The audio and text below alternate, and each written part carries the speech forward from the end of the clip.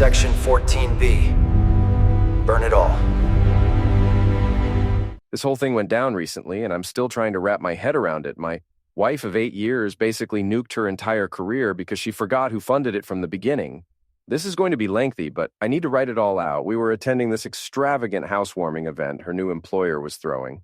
They just moved their regional headquarters into our city and wanted everyone to know about it. The place was all polished marble and massive glass windows, the kind of venue specifically designed to make investors feel important. Their CEO had just wrapped up some grand speech about corporate vision and operational velocity, and the crowd was sipping wine that easily cost more than what I'd paid for my suit. My wife, Maya, was absolutely radiant that night. She'd secured this director of platform development role just 2 weeks prior and was riding the ultimate high of finally breaking into what she considered the major leagues of corporate America. I watched her throughout the evening, constantly touching her boss's sleeve during conversations, laughing way too loud at jokes that weren't particularly funny, essentially performing for an audience of people I'd never seen before in my life. At one point during the evening, this real estate investor with an obvious Rolex tan and gelled hair gestures toward me and asks Maya directly, "So, is this your husband?" She genuinely laughed, not some polite courtesy chuckle, but an actual laugh that echoed across the room. "Oh, he's just here. Just here." Like I was a piece of furniture, background decoration for her photograph, a footnote to her carefully polished professional assent. I didn't react outwardly, didn't flinch or grimace, just calmly set my wine glass down on the nearest table, gave a subtle nod like I was heading toward the restroom facilities, and walked straight through those sliding glass doors into the night air. The moment I reached my car in the parking lot, I pulled out my phone and placed one call. "Tom, it's time," I said when my attorney answered. He responded mid-yawn, clearly surprised by the late hour. "Time for what exactly?" "Cancel the acquisition, cite conflict of interest provisions." There was this extended pause where I could practically hear the gears turning in his head, recalculating everything. "You're being serious right now?" "She started working there 2 weeks ago, Thursday." Another lengthy pause. "Section 14B. Exactly that provision." His entire tone shifted immediately, becoming sharper and more focused. "I'll have the formal notice drafted tonight. You want this handled diplomatically, or do you want maximum impact?" "Maximum impact. They need to understand this immediately." "Consider it done. They're going to absolutely lose their minds over this." Here's the critical context that absolutely nobody at that pretentious party understood, including Maya herself.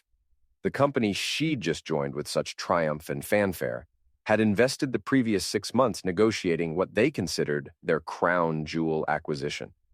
A comprehensive logistics optimization platform that would completely automate their dispatch operations, systematically eliminate waste and loss, accurately forecast fuel expenditure down to the specific hour, and fundamentally revolutionize their entire back-end infrastructure from top to bottom. They'd already conducted detailed briefings with their investor groups, assembled dedicated integration teams with specific roles, and constructed their entire quarterly financial projections around successfully implementing this software platform. That exact platform, I built it, completely alone, a full decade ago. Back in those days, I was surviving on maybe 4 hours of sleep per night, consuming whatever food didn't require actual plates or utensils, working out of our cramped 2-bedroom apartment while Maya was located across the country, finishing her second graduate degree. I didn't have any team members or investors or funding, just one laptop with a severely cracked screen hinge and a whiteboard absolutely covered in overlapping arrows and diagrams. What I ultimately created wasn't particularly flashy or impressive looking. It didn't have some clever Silicon Valley name or venture capital backing from prestigious firms. But the crucial thing was that it actually worked, and it worked exceptionally well. It enabled mid-sized logistics firms to operate with the same level of efficiency as Amazon's infrastructure. The software made complex routing decisions based on genuine real-world variables like cargo weight distribution, documented driver fatigue levels, regional traffic trend patterns, and even upcoming weather projection models. It wasn't remotely sexy or exciting work, just brutally and relentlessly efficient. And then I made the strategic decision to license it rather than sell it outright. I quietly negotiated licensing rights only while maintaining full ownership through an LLC I'd specifically created for this exact purpose. a shell corporate entity called Apex Holdings that existed for precisely one reason: to legally protect my intellectual property and maintain absolute control over the revenue terms. Buried deep within that licensing agreement was Section 14B. I personally wrote that specific clause myself during a marathon paranoid coding session at 3 a.m. when I was exhausted and probably overthinking everything. The provision clearly stated that if anyone directly connected to my LLC, whether as employee, family member, executive, advisor, or consultant, became associated in any capacity with the acquiring company, the entire agreement would become immediately void and subject to retraction. I genuinely never imagined I'd actually need to invoke it. It was purely insurance against some theoretical scenario I couldn't fully predict. Maya never once asked where the money suddenly came from. Not a single time. When her massive student loan balance mysteriously hit zero, she just posted this celebratory selfie holding champagne with the caption, "Debt-free life finally," decorated with sparkle and celebration emojis.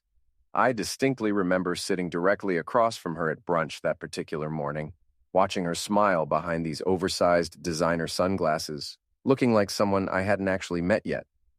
That money covering her loans came directly from my very first licensing deal with a Chicago-based regional freight hauler who desperately needed optimization. The second licensing deal I negotiated covered our entire house down payment. The third separate deal paid for her complete MBA tuition in full without any loans required. And throughout all of this financial activity, she never once questioned why I suddenly had access to this money. She simply accepted it as reality and continued moving forward with her career plans, steadily climbing her professional ladder while I held it completely steady from below. I genuinely didn't mind it back then. I actively wanted her to succeed and rise. I felt proud watching her accomplish things. But somewhere along that journey, she fundamentally rewrote our entire shared history. She began telling people at networking events that she'd worked multiple demanding jobs simultaneously to pay for graduate school, started performing like she'd built absolutely everything herself through pure determination. And I gradually became just the guy who was there, background noise to her narrative. The morning immediately following that humiliating party, Tom sent the formal legal notice. Immediate breach of Section 14B due to undisclosed spousal employment creating direct conflict of interest. Acquisition frozen, effective immediately. All implementation and integration activities must cease pending comprehensive legal review and resolution. He deliberately copied their entire legal department, their CEO, their COO, and their board liaison on the formal notice. It wasn't presented as a polite suggestion. It was a legal detonation. I personally spent that entire day methodically combing through all my documentation. Original license terms from a decade ago, formal amendments over the years, automatic renewal clauses, complete email trails with timestamps, the LLC's detailed profit and loss statements. Every single piece of legal proof demonstrating I owned that code architecture. Maya had never seen any of these documents. She was far too busy performing her carefully constructed new identity to notice what I was actually building and maintaining. That specific evening, she came home practically vibrating with barely contained excitement. Her heels clicked sharply across our hardwood floors like rhythmic applause as she launched into animated talking before she'd even removed her coat. "You absolutely wouldn't believe how fast everything's moving forward," she gushed, immediately jumping onto our kitchen counter like she always did when in presentation mode. "They already have me leading the entire rollout schedule. Multiple people told me I have this natural authority presence in meetings. They're internally calling it Project Summit. Honestly, terrible name, I completely agree, but the financial projections are absolutely insane. The CTO told me confidentially off the record that this platform is projected to reduce operational costs by 42% within just 1 year of implementation. That represents literally hundreds of millions in cost savings." She poured herself a generous glass of red wine without asking if I wanted any. That small gesture had become completely routine lately, part of a larger pattern. "They genuinely have no idea what they actually got when they hired me," she continued enthusiastically, smiling over the rim of her glass. "They initially thought they were bringing on a mid-level strategist for standard projects. 1 single week in and I'm already running the critical integration calls with senior leadership. I was standing at the stove carefully making risotto, mushroom variety, her longtime favorite dish. "Smart move on their part," I said with deliberate quietness. She completely missed the subtle edge underneath those words.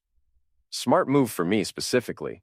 One of the senior developers mentioned that the core system architecture reminds him of legacy routing systems from like a decade ago. Kind of funny, actually, when you think about it. It's remarkably similar to that routing stuff you used to mess around with back then. Small world, right? Yeah, I responded, stirring the risotto slowly and methodically. Incredibly small world.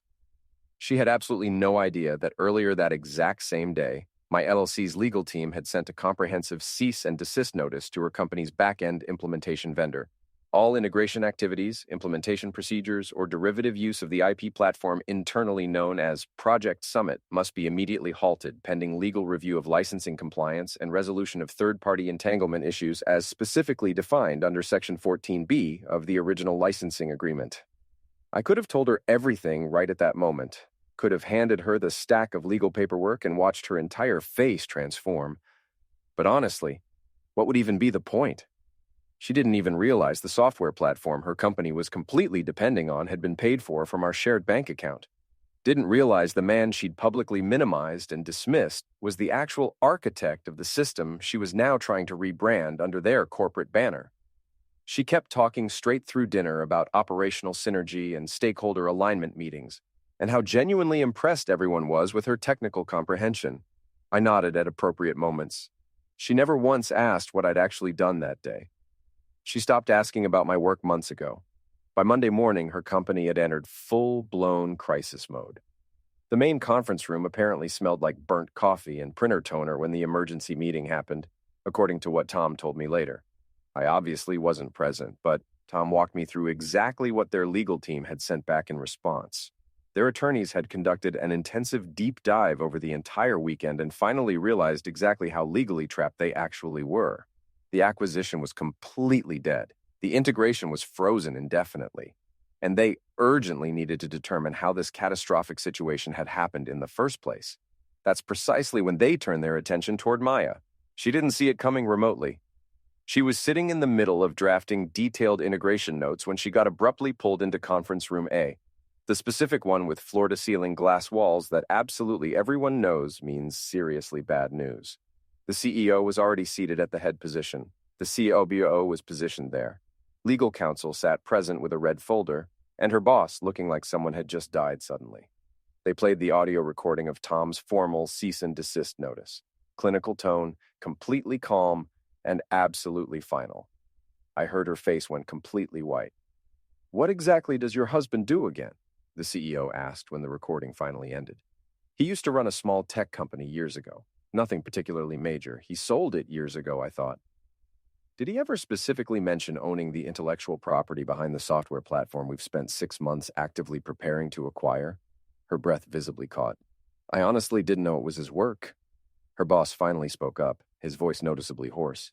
"The LLC entity, Apex Holdings. That's registered to him, isn't it?" "Yes, I believe so. But he hasn't actively worked on that in years. He's not currently involved in any of this." The COO leaned forward across the table. "You're specifically listed as a stakeholder on the Summit Integration Board. You personally approved back-end alignment protocols with his legacy code architecture just last week." "I didn't know it was his specific code," she said, considerably louder than she intended. "Nobody ever said it was connected to him." The lawyer cut in sharply. "We've thoroughly reviewed the original license agreement. It was deliberately anonymized through multiple LLC transfers. Extremely clean on identity shielding. But the underlying architecture, the structural logic, the routing paths, those are all definitively his work. And your name appears on 6 separate internal memos referencing this implementation as legacy-adjacent technology, which legally establishes reasonable knowledge. But I genuinely didn't know. He never told me anything specific." The CEO stood slowly and deliberately. "You've been married how long?" 8 years total. And in 8 full years of marriage, you never once asked where the money for your graduate degree actually came from?" Complete silence filled the room. Her boss rubbed his face tiredly. "They're freezing the entire project. Full, complete stop. The investor groups are already panicking and sending urgent messages. Legal wants to run a complete comprehensive compliance sweep, which means they're going to meticulously examine every single communication you've had with the integration team, and with him. It was just casual dinner conversation. I didn't leak any proprietary information." That'll be for us to determine through investigation, the lawyer said with ice in her voice. But I'd very strongly advise you not to discuss this situation with anyone until we finish the complete internal review, including your husband. That final word hit her like a physical slap. The husband, the one she casually joked about at parties, the one she'd dismissed as just here merely 2 days earlier. Now he was suddenly everywhere. In their servers, in their contracts, in their mounting legal liabilities. The press release dropped Tuesday morning at precisely 8:14 a.m. Strategic acquisition temporarily suspended pending comprehensive review due to unforeseen contractual complexities. Our integration of Platform Summit will be paused while we conduct thorough internal and legal assessments. We remain firmly committed to operational excellence. Corporate speak directly translating to, we walked straight into a legal minefield and someone's definitely getting blamed. Maya read it on her phone while still lying in bed. Then the emails started absolutely flooding in. Urgent. Project Summit hold. Emergency legal review required. Did you know about this connection? By the time she physically arrived at the office, absolutely everything felt fundamentally different. The glass walls that previously made her feel important and visible now felt like being displayed in an aquarium. People deliberately looked away when she walked past their desks. No smiles anywhere, no friendly greetings. Her security badge still technically worked, but just barely. Her boss found her in the break room, slowly pouring stale coffee into a paper cup she didn't even actually want. Why didn't you properly disclose your connection? He asked with quiet intensity. What specific connection? To the platform? To the intellectual property? To him? I didn't know it was his. I absolutely swear. He pulled out his phone, deliberately showed her a scanned document with her own signature clearly visible at the bottom. Standard onboarding documentation.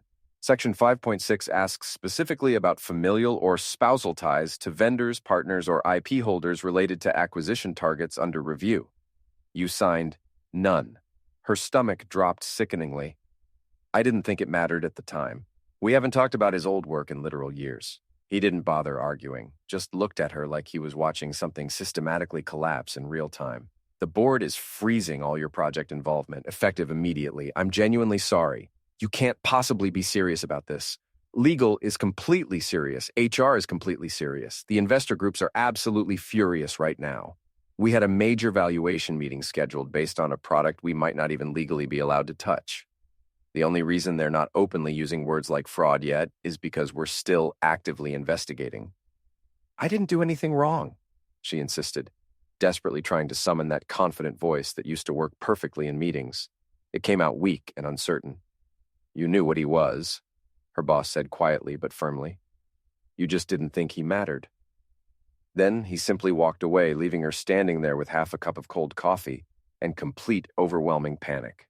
By lunchtime, her entire calendar was wiped clean, project invitations systematically revoked, Slack permissions quietly updated. Her access to the Summit Integration Board was completely gone. All internal communications involving the platform now displayed a red warning label, restricted, legal review only. She sat at her desk surrounded by uncomfortable silence as the office moved on without her involvement. The woman they'd enthusiastically praised just last week was now toxic. The young intern who used to constantly ask her advice wouldn't make direct eye contact. The HR director gave her a look that was more pity than genuine concern. And throughout absolutely all of it, not one single message from me, not a single word. She didn't even know where I was physically, which probably scared her more than anything else. When she finally came home 3 days later, she walked through the door like someone who'd lost a brutal fight. Keys barely made it onto the hook. Her bag hit the floor with a thud. She stood in the entryway far too long, like she wasn't entirely sure she still lived there. I was in the kitchen with a French press, slowly pouring coffee. Calm, measured, morning light streaming through the windows. She saw me and her face did something I hadn't witnessed in years. Genuine fear. Not dramatic or theatrical, just deeply still. "What did you do?" she asked with a trembling voice. I took a slow sip of coffee before answering. "You said I was just here, so I left?" She looked around frantically like maybe the furniture would somehow explain what was happening. Then her eyes landed on the folder sitting prominently on the kitchen table. Plain cream-colored, labeled in my handwriting, asset transfers. "I don't understand," she said, voice cracking badly. "You wouldn't," I replied calmly. "You never asked." She walked over slowly, like it might physically explode, opened it carefully. Read the first page, then the second, then back to the first again. Her breath hitched audibly. The house, the car, the investment accounts, my name, and only mine, beneath the trust's controlling entity. Legal restructuring dated 3 months prior, right when she'd started acting like she was auditioning for someone else's life entirely. You moved everything? Her hands visibly shook. Yes. You can't just do that. I did. But my name was on the house. It was, until it wasn't anymore. The folder included notarized filings. She recognized Tom's name immediately. The same attorney who'd helped us originally buy the place. The same one who'd walked me through Section 14B while she was out shopping for decorative tile samples. I paid for part of the down payment, she said weakly, desperately grasping for ground that didn't exist. With money from a licensing deal you never asked about, I said calmly. That's not fair. Fair would have been honesty. Fair would have been not pretending I was your shadow while you played visionary at dinner parties. I never said that explicitly. You said it with your tone, with your timing, with every single moment you called me just here in front of people you wanted to impress. She dropped heavily into a chair, the same one she used to sit in while endlessly scrolling job postings and deciding which company would look best on her resume. What happens now? She whispered. That depends. On what? On whether you're finally ready to acknowledge whose name built the floor you're standing on? She didn't reply, just stared at the folder like it had teeth. Because in a way it did. It was the first time she saw in writing what happens when you treat someone like furniture. The legal reality of forgetting that quiet people are still building while you're busy performing. By Wednesday, her phone went largely silent. Not completely, but the important calls stopped entirely. Her boss, HR, the internal review team.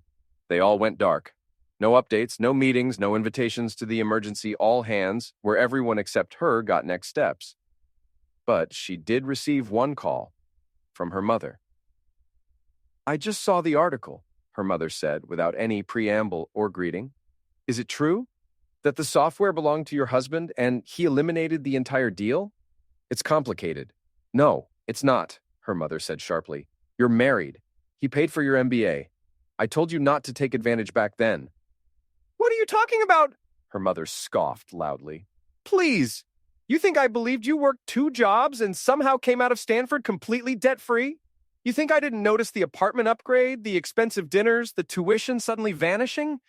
I stopped asking because I thought maybe you'd found someone who actually supported you. Turns out he did support you, and you never even asked where the money came from. You wanted a husband who stayed quiet and clapped on cue. Well, you got one. Until he didn't.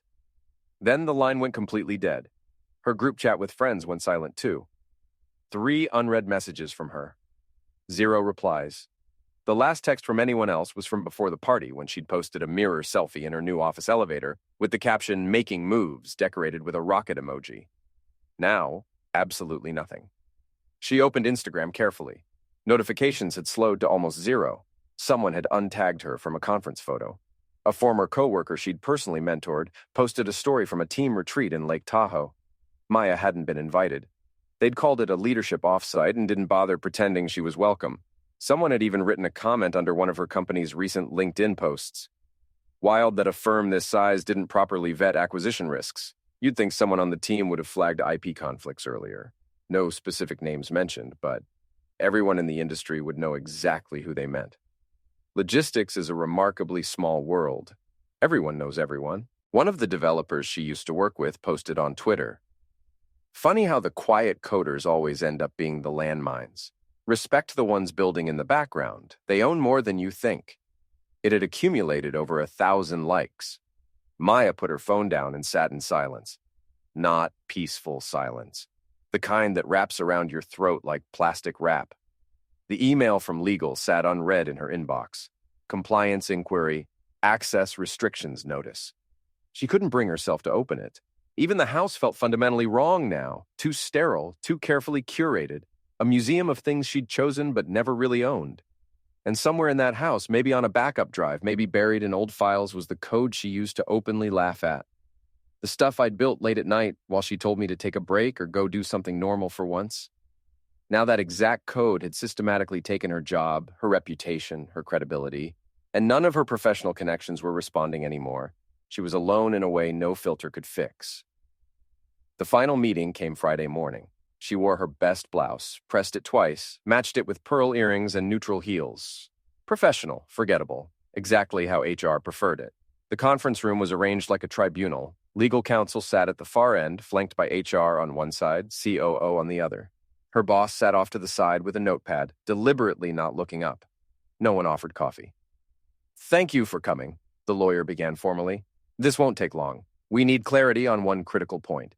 Did you knowingly influence internal priorities while aware that your spouse had ownership ties to the IP being acquired?" "I didn't know he still owned it. We've been financially separate for years." "That's not what we asked," HR interrupted sharply. "Were you aware of his previous involvement with the platform?" Maya looked desperately at her boss. Nothing, no expression, just notes. "He's a developer. He worked on routing systems years ago. I assumed he'd moved on. I never saw any contracts." Legal tapped her tablet deliberately. A printed page slid across the table. Slack messages specifically highlighted. Maya's own words stared back mockingly. "Let's fast-track this. The vendor's a non-issue. My husband's just a hobbyist who sold some code forever ago. Trust me, this isn't conflict territory. He doesn't even know we're using it." She'd completely forgotten about those messages, said them casually during a sprint meeting, trying to impress people and maintain momentum. "Do you consider those statements appropriate given what we now know?" the lawyer asked coldly. "I didn't mean—" "We know exactly what you meant. That's the issue," HR said flatly. Her boss finally spoke, quiet and completely emotionless. "We're placing you on indefinite administrative leave, effective immediately pending final audit results. We'll update your access within the hour." No theatrics, no raised voices, just cold process. She stood slowly. Nobody looked at her. At her desk, her badge still technically worked, barely. Access to the shared drive was already revoked. Calendar cleared. Email disabled. Her laptop screen blinked once, then shut down completely. She sat staring at her own reflection in the black glass. No tears. Just the echo of her own words weaponized against her. "He's just a hobbyist." The exact line that destroyed her career one Slack message at a time. The cardboard box on her desk was too small for what she'd brought in, but too large for what she was leaving with. A few framed photos with cropped smiles, a mug that said "Boss Mode" in metallic letters, 2 conference badges she'd kept as trophies. The rest was digital, and that was already gone forever. She moved mechanically. No drama, just resignation papers folded into cardboard. Nobody said goodbye. A few people glanced her way, but quickly returned to their screens like she was contagious. She couldn't blame them. Stand next to a burning house long enough, and you start smelling like smoke. Near the lobby, she turned the corner and completely froze. Through the floor-to-ceiling glass windows, standing outside like he had all the time in the world, was me. Hands in my coat pockets, shoulders square, head slightly tilted, watching. I didn't wave. Didn't move, just waited patiently. I hadn't contacted her once since that night in the kitchen. No calls, no texts, not even to gloat. And yet somehow she knew this wasn't remotely accidental.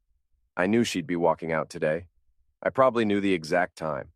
Her boss walked past behind her, phone pressed to his ear. He was mid-conversation, nodding, eyebrows furrowed in concentration. Then he paused. The kind of pause that only happens when the other person says something too sharp to miss. He slowly turned toward the glass. Saw me standing there. Recognition hit him like a physical wave. You could see the exact moment he realized the quiet, polite man his star employee had dismissed as just here was the architect of the platform, the owner of the IP, the reason their 6-month deal was in complete ruins, and the ghost behind every panicked investor call since Monday. The man he'd thought was a harmless +1 had been everywhere all along. Her boss's face went noticeably pale. Outside, I didn't smirk or make any gesture, just held his stare for a long, brutal moment. Then I turned and walked away. Not fast, not triumphant. Just done. The glass held my reflection for a second longer. Maya stood there, clutching her box with both hands, breath caught, surrounded by a company that no longer wanted her and a career she could no longer salvage. No scandal, no headlines. Just a quiet, devastating erasure. I never raised my voice or made threats. I just stopped accepting being treated like background noise in my own life. The software I'd built completely alone paid for her education, Our house, our entire lifestyle. When she forgot that and started performing like I was irrelevant, I reminded her the only way that mattered, legally and permanently. She's staying with her sister now. The divorce papers are moving forward steadily. My licensing deals are still generating reliable income. Turns out being quiet doesn't mean you're powerless. Sometimes it just means you're building something they can't see until it's too late.